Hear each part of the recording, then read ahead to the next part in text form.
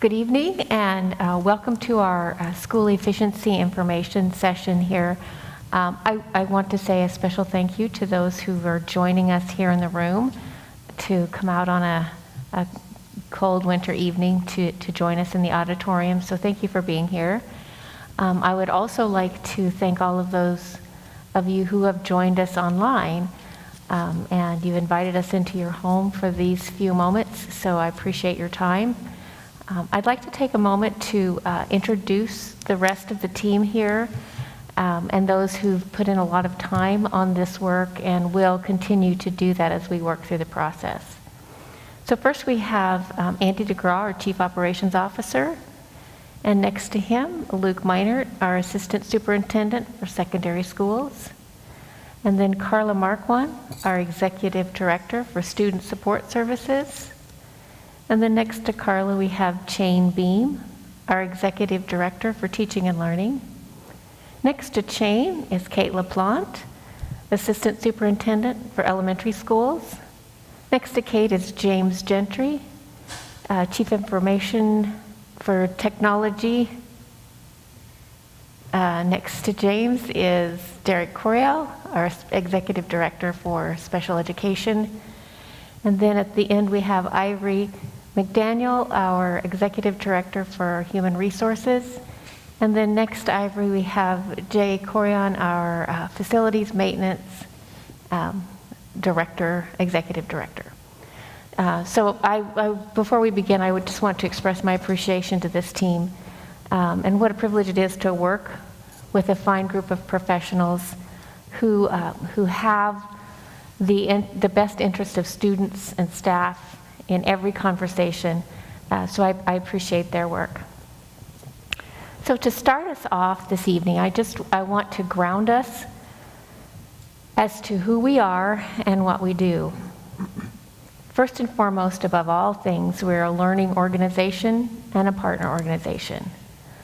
Our work, our purpose, why we're here is learning, is student learning, and we do that through partnerships with parents and family members and community members to make it work really well. Teaching and learning is our business. We need to manage a lot of other systems to make sure that we can fulfill our organizational goals of learning. So we need to manage facilities, we need to manage budgets, we need to manage food services. All of that is what we manage so we can get at what we're really all about. And that's to make sure that we are an excellent learning organization that offers quality education to the students in partnership with the families of our community. So that's our grounding, that's our foundation, that's where we begin. So tonight what we're going to cover in our time together, we're going to go over a little bit of our why. Why are we doing this? Why are we here? A little bit about what's brought us here. And then we're going to spend a few moments going over our processes as a team, how we've sorted through this beginning work. So we'll cover a little bit of that. We'll go over the options that our task force came up with, the recommendations to the board. And then we had a few folks that sent in questions ahead of time, so I appreciate those of you who did that. So at the end of our time together, we'll go over some of those questions that were sent in to us ahead of time. We'll go over a little bit of a timeline of this journey that we're on and how you can participate. So with that, we're going to just jump right in, and I'll turn the floor over to Mr. DeGraw, and he's going to go over our why. All right. Thank you, Ms. Moline. We'll go ahead and I'll follow this slide that's being shown right now. Kind of talk to the why, as Ms. Moline mentioned, talk about kind of a brief backstory of how we got to this point. The topic of school closure is not a pleasant one. It's not something that school districts do very often. And so, up front, we acknowledge that this is going to be a challenging, difficult situation for many folks, and change is always difficult, but the reasons why we've gotten to where we're at today are compelling, and so I'll just go through those real briefly. As Ms. Moline mentioned, we're first and foremost, we're a learning organization. Our sole purpose as a school district is to exist in order to educate children. And so we have many resources and tools that we as a district use to do that. Our biggest resource is our human capital, the staff that we have that work in dozens of different capacities to help students learn and to help children, be successful. And another important resource that we have aside from our human capital is our physical facilities. It's a big expenditure that we invest in order to, good facilities, and how we manage those facilities can be either a positive or a negative for the learning process for kids. So it's important that we are efficient in our utilization of facilities. And so better services for students, that's at the forefront of all of this work that we're doing. The next two bullet points are kind of initially how we got to this topic. And interestingly enough, better services for students as we went through this process came to the top, and that's why we wanted to lead with that. But the financial situation that we currently find ourselves in, and closely tied to that financial situation, is our enrollment outlook. Those two things are huge factors into why we're here today. As I mentioned earlier, it's a significant investment in order to run buildings, and so we, as our enrollment declines, and if we can jump to the next slide, we'll see a 10-year history of our enrollment. And so you see there that over the last 10 years, 11 years or so, the district has dropped. Initially last year through the pandemic and school closure, we dropped as much as 3,000 students if you're looking back at the 11-12 school year. We've rebounded somewhat this year, and so we're back to still, even with the rebound, we're still 2,000 students below where we were at in the 11-12 school year. So the challenge that we have as we have fewer and fewer students in our school buildings is that reduces the amount of staff that are allocated to those buildings. Coupled with that, we're experiencing unique challenges right now, as is the entire country in all different industries, a challenge of filling vacancies and finding people to come and work for the school district. That's something that's been very, very prevalent at the school district, and I would just say it's not unique to us here at the school district here in Fairbanks. Restaurants, trucking companies, you name it, retail stores, here in Fairbanks, Alaska, and nationwide, it's a challenge to find workers. So fewer, when the enrollment drops in a building, fewer staff members are allocated to that building. And in addition to that, we're having a challenge filling vacancies throughout the district. And so it's kind of a double-edged sword. And as we maintain, ironically, we're maintaining actually more square footage than we are maintained back in 2011-12. Today we have more square footage than 10 years ago when we had 2,000 more students. So, it takes, as I mentioned, it takes a lot of financial resources to stand up a building, and the fewer and fewer students that are in those buildings, it makes our work less and less efficient. And we're not, back to the original talking about, we're not serving students as best as we can. And so, because of that enrollment decline, that has started the conversation. And just to remind folks, this isn't necessarily a new conversation that we're having. You go back 4, 5, 6 years ago, and conversations were beginning to be had about our facilities and if it made sense to consolidate buildings. So not necessarily a new conversation, but one that we're just continuing. So, and then the last slide that I'll be referring to kind of gives a snapshot of our current financial situation and the challenges we face. So, as I mentioned earlier, the conversation started with money, and unfortunately, as the budget officer with the school district, I sometimes hear, well, it's not always all about the money. And I agree with that, and I don't agree with that, I guess. For good or bad, the financial resources the district has, we utilize those resources in order to help children learn and to provide them a product and a service that will help them learn and grow and progress. And so we do that with money, unfortunately. And so I sometimes chuckle and say, well, it is all about the money, actually, because that's how we help directly impact students. So the challenges that we're facing here are not, we've been communicating this significantly because of the significant enrollment decline that we've experienced over the last couple of years.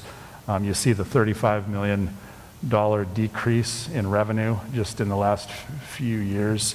200 FTEs reduced in the school district-wide. A lot of those are directly due to the student enrollment decline. And then despite that decrease in actual positions in the district, because of salary and benefit increases and costs to the school district, we've actually seen a slight increase in our salary and benefit costs. So that's created significant pressure on our budget. And so that was the impetus to really seriously starting to look at the topic of school consolidation. And again, it relatively quickly morphed into an opportunity of, well, we need to better utilize our facilities to find financial efficiencies, but can we better serve students at the same time? And so we feel like if we do that and manage an organized, intentional consolidation of our schools, that will A, be able to save financial resources that we desperately need, and B, and more importantly, actually provide a better experience for our students, which again is ultimately what we're looking for. So again, as I mentioned at the top of my comments, I fully recognize, and we all do, that this is a difficult and challenging topic to tackle and to confront, and that there will be a lot of details that we'll need to work for, but we believe wholeheartedly that this is a worthwhile process for our school district, for staff as well. Tremendous benefits to staff, this process, and if we do this, so benefit our students, staff, the community in general, and we feel like it's the right thing to do given our circumstances at this time. All right, thank you for leading up to that, Andy. So I'm Kate LaPlante, and my task right now is to kind of bridge the gap between the school efficiency and the budget and the why. And I think people are aware that we have a task force that made a recommendation to the board. But between there's actually a lot of work that has happened associated to process. And I think process is really important. I know that our board feels that way. So back in the spring of 2021, Shannon Bingham with Western Demographics actually provided a report to the school board called the School Efficiency Report, and we've used that as part of our foundational document in this work. At that time, the board decided that it would probably be wise to move that work into the beginning of this school year instead of trying to make a rush decision, and part of that was so that a process could be unfolded that would involve our stakeholders and allow time for that. And so this year, the board asked us, the district administration, to make sure that a task force was formed. And in order for that task force to be successful, we wanted to make sure that we weren't asking them to spend their time in the brainstorming process where you come up with all the options, but many of those options aren't actually viable. And so one of the things that we did is go through pretty much a time where everything was on the table. Every school in our district was considered, and what would be the impact, what would be the benefit, what would be maybe the unintended consequences, or maybe the silver lining if there was one to come from that. So we did have a time where everything was considered on the table, but through that we also figured out that there were options that maybe looked good initially, but as you began to step away from them and examine them, as with brainstorming, they didn't actually stay standing. So I call that the Lincoln log building. You build something, but when you take your hands away, does it stay standing or did it fall apart? And there were scenarios in that that do fall apart even though they looked good initially. And the best example we can have on that one is Tanana. I think many people in our community remember a time when Tanana was being considered as a school that maybe would be closed and the students redistributed to other middle schools. And so let's take a look at that. It turns out that even right now with lower enrollment, that if we were to close Tanana and redistribute the students there and the staff there to our other two in-town middle schools, Randy Smith and Ryan, that we don't actually have enough space in those schools. So that doesn't actually turn out to be viable, and so that would be kind of not worth taking a look at. The other thing with Tanana is that, yes, it's an older school, but it's also one of our largest schools. It has some of the most space available, and it is about to be on the capital improvement projects list and has some major work coming up. So we know that it's going to have improvements coming to it. So for those reasons, it didn't seem like it stayed a viable option. So we didn't want to push those options to the task force. So with that, we were able to provide the task force with about 4 options, but also let them explore, just because these are the ones that we thought were the most possible, they had full reign to consider other options. It did turn out that you needed to look at about 3 schools to close. But once you have figured that out, you could kind of say, well, if not this school, what about that school? And the task force did have that opportunity. Folks on the task force had the opportunity to say, well, we get it, you need about 3 schools to close. You've provided these ones. What if it was this one? What if it was that one? And they asked all those types of questions. They spent time digging into the pros and the cons and what would work from that and working through it, and ultimately came to about 2 options that they felt the most comfortable putting forward to the school board. So that has come forward in their report. And let's see here. All the things that were considered within that whole process included the building utilization report, the total capacity of the building, the age of the building, where it is in line for getting repairs, the location and the attendance area. We know that we have different attendance areas. For example, Joy Elementary School draws from a large range. It's kind of a patchwork attendance school. It has a variety of neighborhoods that it draws from. Anderson and Crawford actually pull from the exact same attendance areas. So that's one of the only 2 schools that you can consolidate, and you don't have to change anybody's attendance area or anybody's busing. If you close a school that has mostly a walking area attendance, then you have to add busing and transportation. And we know right now adding busing is not exactly helpful to the big picture. So all of these things were considered. Impact to other schools. When you close a school, you have to make sure that you have room for those students to go to appropriately nearby schools. So all of that is part of the factor. So we put all of that into the thought process, and we wanted to set up the task force for a very efficient, respecting their time that they were stepping away from the classroom, from their work, from their other roles.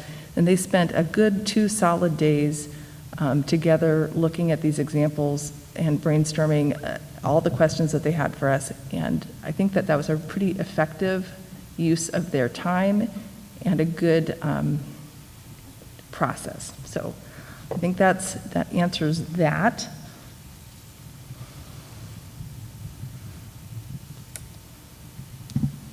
Thank you, Kate. Can you hear me okay? Yep. All right.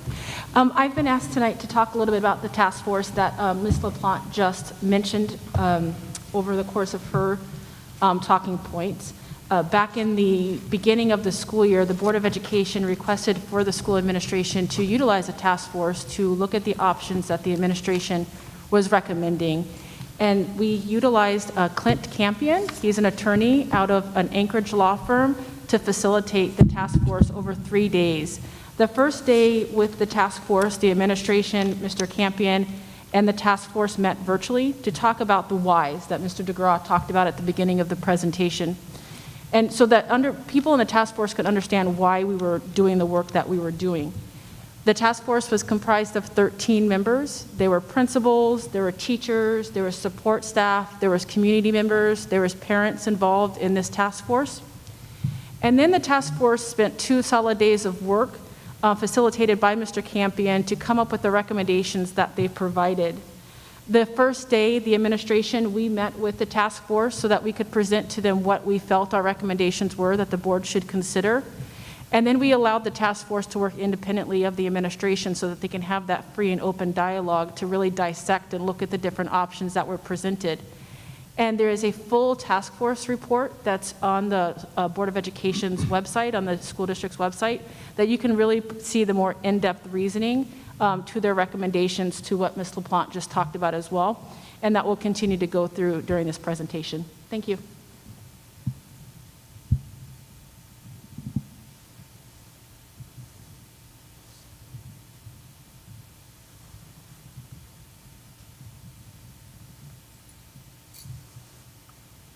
So at this time, we'll go over the options that the task force came up with and presented, so you can get an idea of what their recommendations were. So their first option was to close 3 elementary schools and move our middle school structure for grade span from a 7-8 to a 6-8. So what that would mean is Anderson Elementary would be consolidated with Crawford, and Ms. LaPlante talked about that earlier, that those are 2 schools that are right next to each other.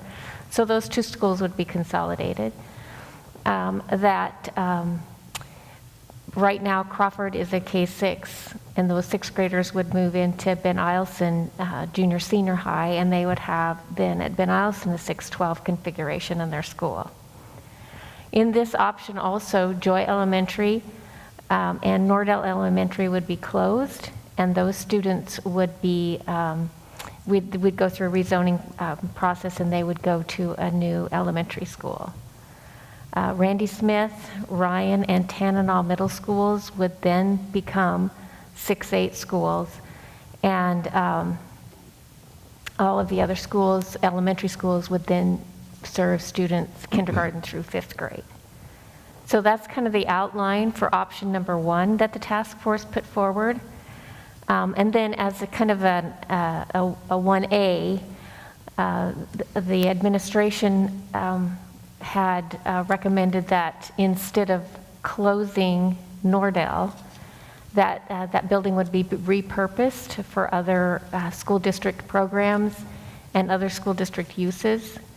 So that's the difference between the task force option and then the other idea that the administration had. So that's the difference between those 2. And then option number 2 from the task force would be to close 2 elementary schools and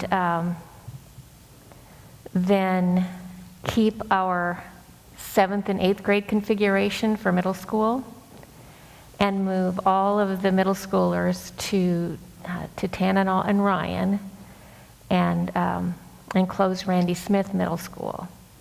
So that's the option number 2 from the task force. So on each of the slides, at the bottom of the slide, you could see an approximate savings for each one of the options. And I think it's important to note that that savings is an annual savings, and it's not just a one-time. So moving into the future, those would be savings annually. So those are the options that the board and the administration has moved forward for the board to consider. So I want to make it really clear, and so everyone understands that this is the beginning of the process. Nothing has been decided.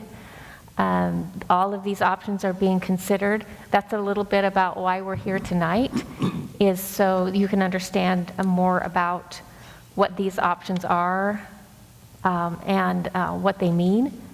So none of these, there's no decision made. These are just the recommendations and the options that the task force has moved forward to the board.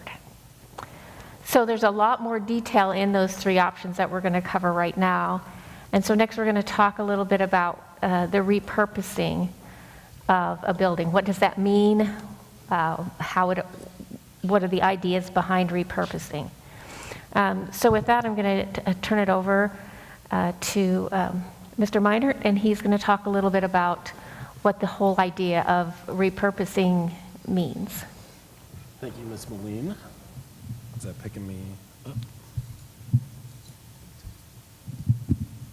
Okay. I'm Luke Meinert. I'm the Assistant Superintendent for Secondary Schools, and I have the great opportunity to discuss a little bit about repurposing and some of the programs that could potentially go into a repurposed space. So the thought behind repurposing is we have a few programs that we currently pay rent for and have leasing costs. And so that's one savings that we could have by moving those programs into a repurposed building. I also wanted to talk about our Fairbanks Best Homeschool. Fairbanks Best is our third largest school within the district. Along with looking at the financial opportunities by saving rent for some of our programs, we also wanted to discuss the program improvements that we get with repurposing a building and specifically for Best. The last couple or several years, we've seen a huge growth within the homeschooling space, and particularly for our Best Homeschool. We want to make sure that we're providing competitive options and opportunities for families within the district, and we think repurposing a space allows us to do that. So some of the options with repurposing the space, this would allow for available space for workshops, social events, music lessons, physical activities, and a gym.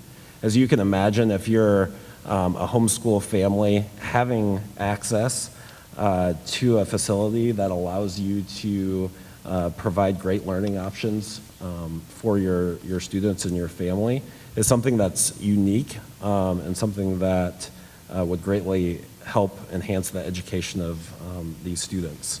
Particularly when it's negative 40 out, having a gym available for families, that's something that we hear often, that they just want to get their kids out of the house and have a place for their students to recreate. And this repurposed facility could allow them to do so.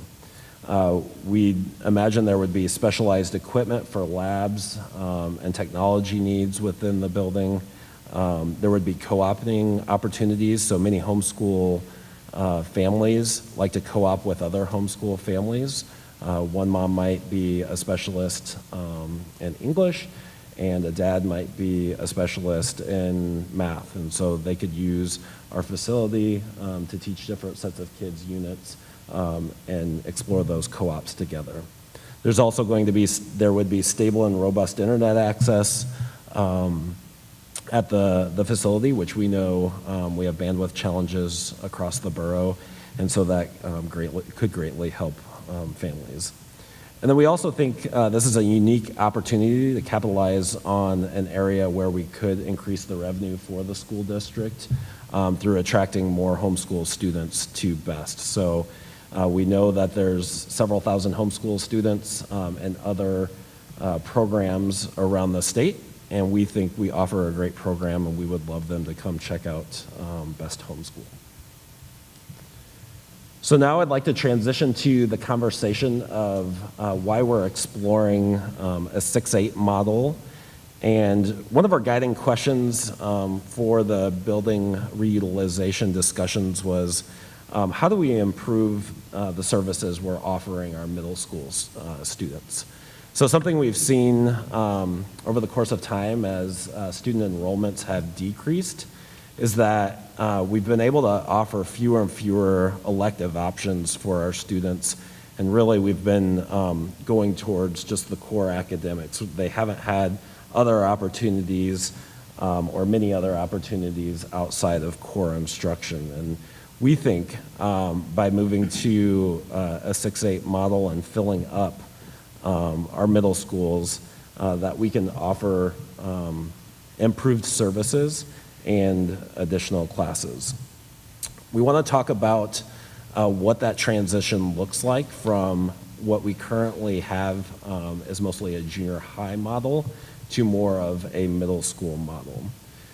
So when you think about elementary schools, you think about building and supporting the student as they learn, as they're learning their content. It's a very supportive environment. A lot of social, emotional needs are cared for. In a high school environment, a lot of times content is first. When you ask an elementary teacher, what do they teach? Oftentimes, I teach first grade, I teach second grade. When you ask a high school teacher what they teach, I teach history, I teach math. Okay, middle schools are a blend of both of those worlds.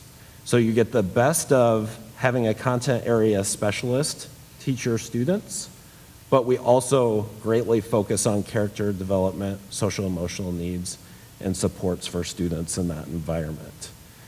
And so as we transition, or possibly transition to a 6-8 model, that support for students will be at the center of everything that we do.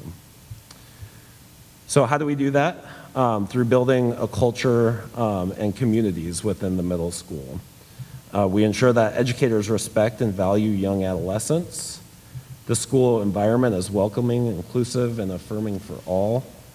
Every student's academic and personal development is guided by an adult advocate or advisor.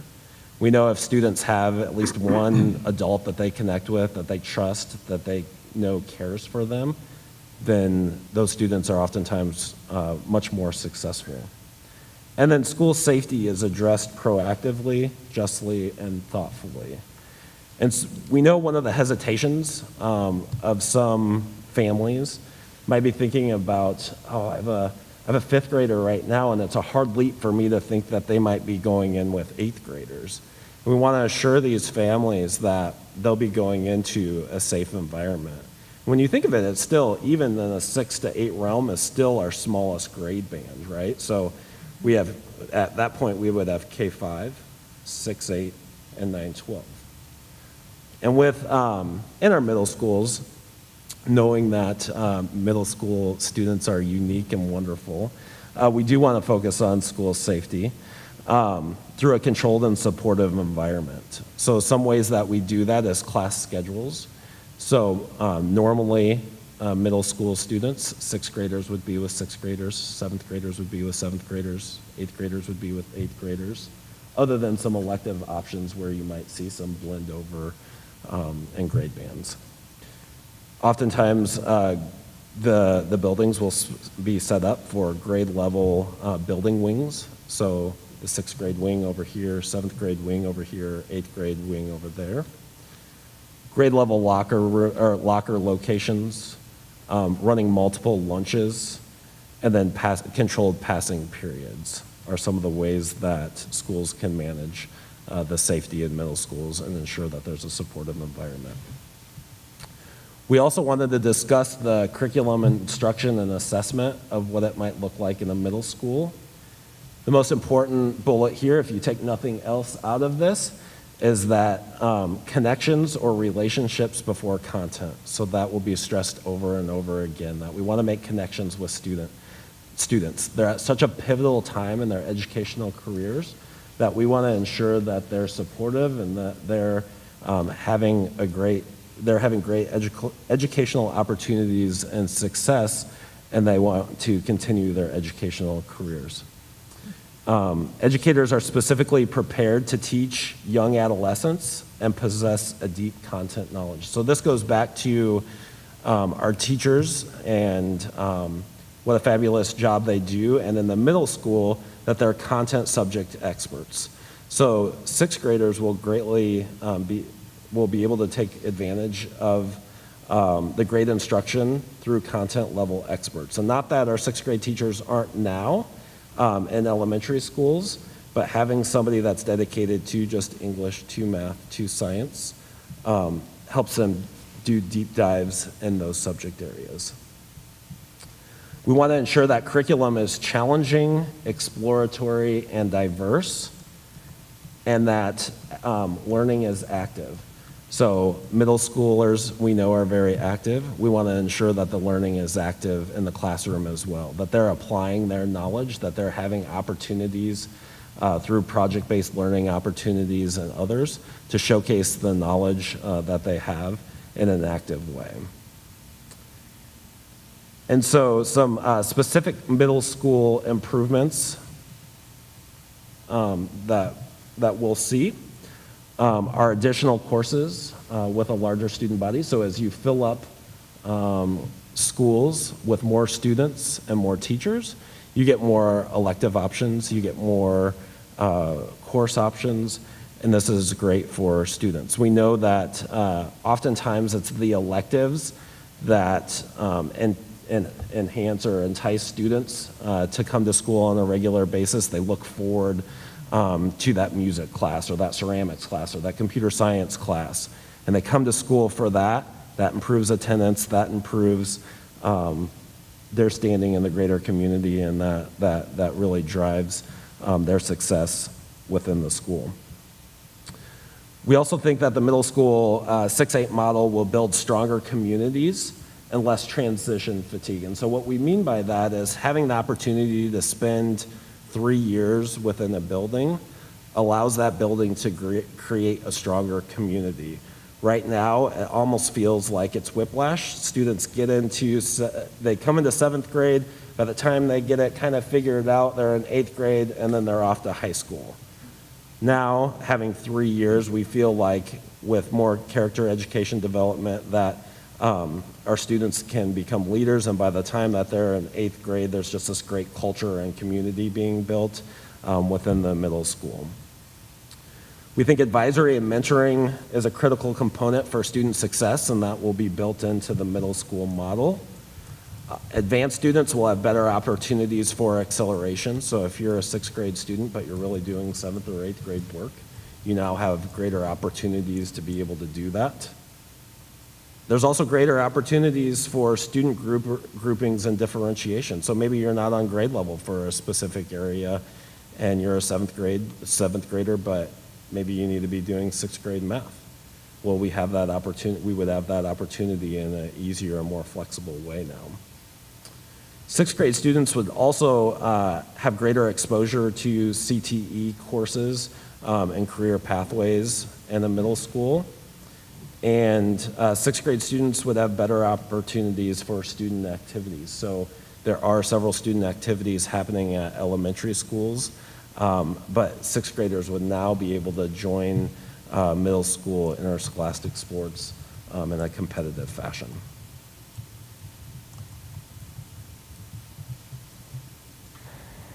So thank you, Mr. Minor, for kind of covering the idea of repurposing and going a little deeper into the 6-8 model. I will just add to that regardless of a 6-8 model or staying with a 7-8 model, by having those more students in a school, either one of these options is going to provide more elective, more opportunities for our middle school students.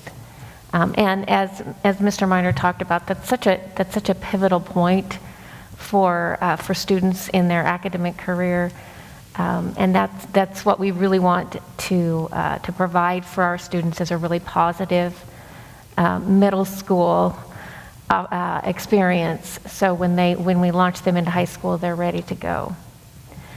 So now I want to talk just a little bit about where we are in this journey and where we're headed next.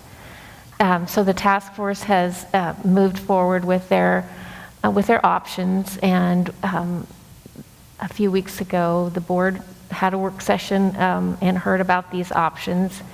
And right now, available to you and all of the public is a feedback form, a survey, for you to offer your input on these options. If none of these options are anything that you think is a good idea and you're not interested, there is a way for you to give that feedback as well.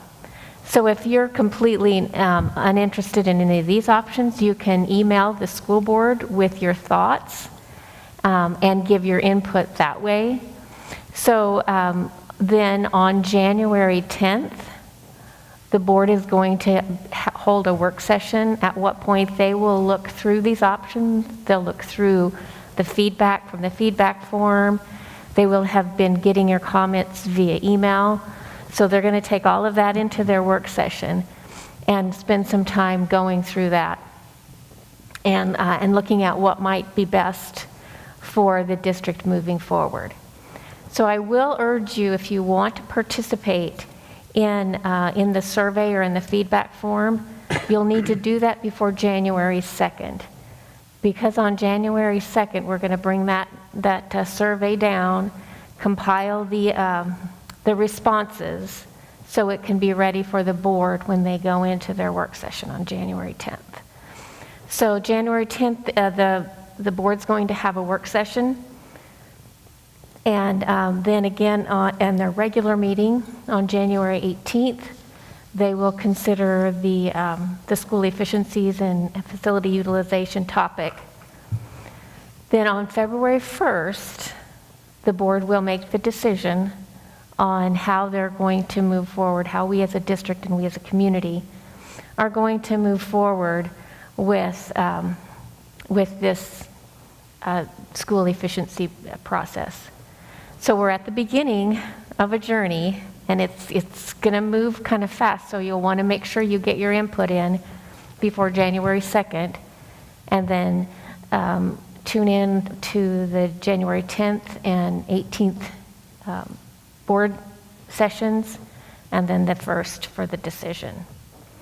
So that's our journey that we're on. And now, again, I want to just say how much I appreciate those of you who sent questions in ahead of time, just to give us a chance to answer them. Several of you sent in similar sorts of questions. So we kind of compiled a list of those questions that came in to us, and we're going to go through that now. And I'm going to ask Ms. Marquand to kind of take us through those questions and get the answers. Thank you, Superintendent Moline. I'm Carla Marquand, the Executive Director of Student Support Services, and as a learning and partnership organization, your district leadership team has thoughtfully organized this presentation this evening based on the questions that were previously submitted. Thank you for taking the time to let us know what you were curious about so we could be responsive to our community as we navigate together through this process. We're going to turn this into what I like to call the quiz bowl, the academic quiz bowl portion of the evening. Here we go. Question 1, where will my student go to school? Assistant Superintendent Meinert, I think this one goes to you. I think it is. I feel like I should have had a buzzer there, but so that is a great question. We're currently running preliminary rezoning scenarios based on the different options that the task force has looked at and that have been provided to the school board. At this time, we cannot determine a solid timeline until the school board has made that final determination. After that, we'll put final pieces in place and we'll get information out to families as soon as possible. We recognize that families would really like to know that information, and we want to make sure that all pieces are in place before that information can go out. Thank you. Another commonly asked question is, when will I know where I will work? Executive Director McDaniels, over to you. Thank you. This is another bit of a complex question. Because of the fact of what Mr. Meinert just talked about, the redistricting of our students and the boundaries, our staff go where our students go. We staff to our students. And as we move students around the district and look for new homes in terms of those boundaries, we'll look to determine what our staffing needs are. And so those impacted teachers will obviously know on February 1st when the board votes that their school is looking at either being closed or repurposed, and we'll help navigate through that with those affected employees. We've been working very closely with our union leadership to talk about how to help support those employees and what information is needed. And we began this week to communicate with our support staff with some timelines. And today we met with the FEA, the teacher leadership, to discuss timelines for the teacher work group as well. And we will be working with that work group in January to be able to provide some more definitive timelines. So at this point, we don't know It's a complex question because you also have the proposed budget to take into consideration. And so as soon as we have that information and timelines, we'll be presenting that to our staff. Thanks. Thank you. Our next question is, will the school district lose Title I funding? I think I'm the best one to answer that one, so I'm going to take a stab at that for sure. So let's just define what Title I funding is. So Title I Part A provides educational program assistance to school districts and schools with high numbers of students from low-income families to ensure that all students meet challenging state expectations. The overall focus of this program at each of our Title I schools is to improve overall achievement for all students, particularly our lowest achieving ones.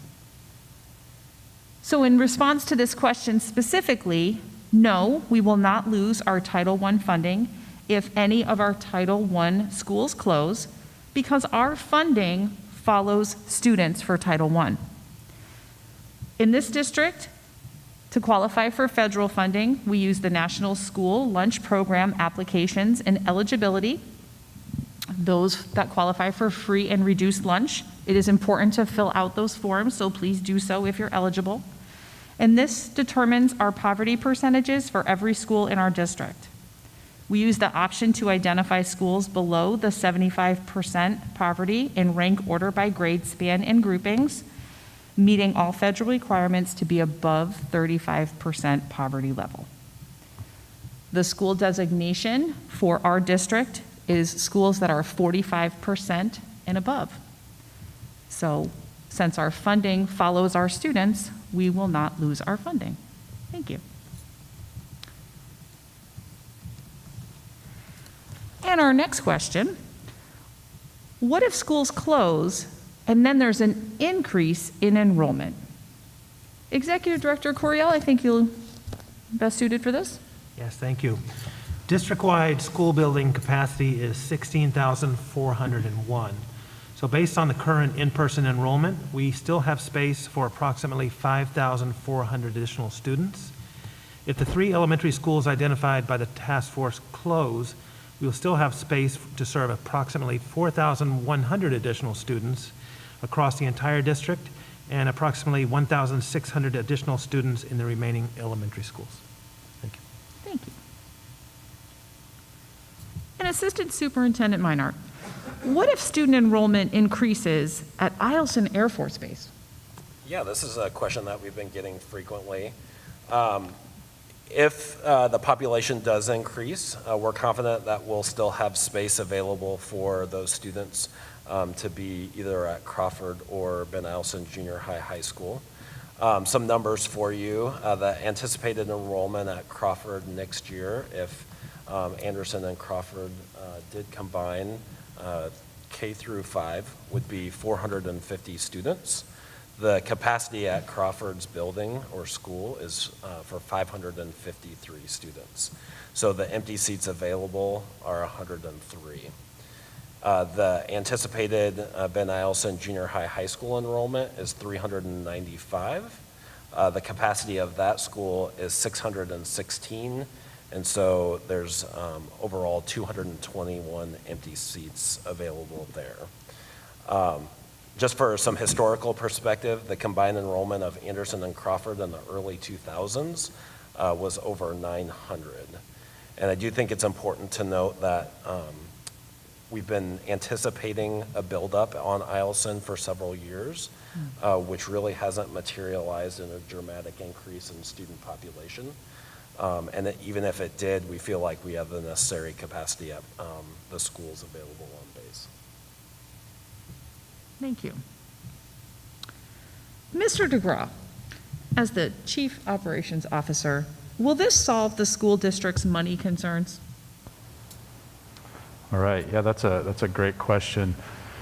The short answer is no, it won't solve all of our money concerns, but it'll solve a large percentage. Overall, the district, as we've communicated in the past several weeks, we're looking at approximately $17 million budget deficit next year. And the estimated savings, rough estimates on closing 3 elementary schools would be approximately $3 million in savings. So it's not the entire amount of savings we need to find, obviously, but approximately 15% of that is a significant savings. Well, as I've said many times, we're gonna to coin a phrase, we're gonna pull many arrows from the quiver in order to solve our financial challenges. And this quite frankly is a really big arrow to pull from the quiver. And the final point I want to make on this is a very important one. Virtually all savings that I can think of are found through cuts or reductions that directly negatively impact students. So think of it. If we have to reduce staff, that's a negative on students. Oftentimes they're directly helping students in the trenches. If we have to reduce staff members, that directly hurts students. If we have to cut a program, that negatively impacts students. If we have to cut activities, that negatively impacts students. Supplies, negatively. Every savings virtually I could think of directly negatively hurts students. This, as I mentioned at the top of our presentation, this we feel is a win-win situation. We're finding huge savings, and at the same time, we're getting more students in buildings and better able to serve our students and provide a better experience for them. And so, you know, Mr. Meinert's presentation on how we'll directly benefit middle schoolers, elementary, high school, across the board.